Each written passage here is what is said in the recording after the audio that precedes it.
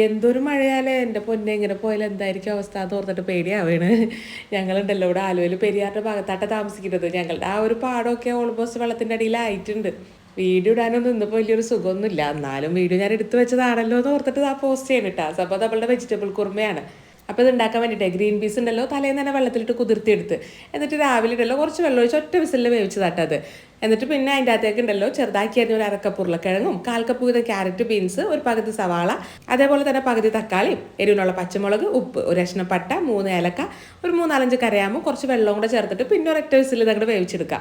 ഇനി ഉണ്ടല്ലോ ഒരു പാനിലോട്ടെ കുറച്ച് വെളിച്ചെണ്ണ ഒഴിച്ചിട്ട് 1 ടീസ്പൂൺ ഇഞ്ചി വെളുത്തുള്ളി ഇട്ടങ്ങ് വഴറ്റി കൊടുക്കണം. എന്നിട്ട് അതിൻ്റെ അകത്തേക്ക് നമ്മൾ ഈ വേവിച്ച് വെച്ചിരിക്കുന്ന നമ്മുടെ വെജീസ് ഒക്കെ ഇട്ട് കൊടുക്കുക.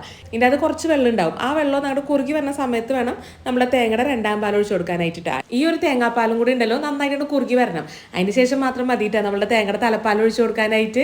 ഈ തലപ്പാൽ ഒഴിച്ച് കഴിഞ്ഞാൽ പിന്നെ ഒരുപാട് തിളപ്പിക്കാൻ പാടൊന്നുമില്ല. അതിപ്പോൾ എല്ലാവർക്കും അറിയാവുന്ന കാര്യമല്ല, ഞാൻ പ്രത്യേകിച്ച് പറയണമൊന്നുമില്ല കേട്ടാ. തലപ്പാൽ ഒഴിച്ചിട്ട് ജസ്റ്റ് ഒന്നാണ് മിക്സ് ചെയ്തിട്ട് തീ ഓഫ് ചെയ്തോളൂ. ഇനി താളിച്ചെടുക്കാൻ വേണ്ടിയിട്ട് വെളിച്ചെണ്ണയോ നെയ്യോ ഏതോണെങ്കിലും ചൂടാക്കാട്ടാ. അതിൻ്റെ അകത്തേക്ക് കടുക്, പെരുംജീരകം, വറ്റൽമുളക്, കറിവേപ്പില നന്നായിട്ട് മൂപ്പിച്ചിട്ട് നേരെ നമ്മൾ കറിയിലോട്ട് ഒഴിച്ച് കൊടുക്കുക.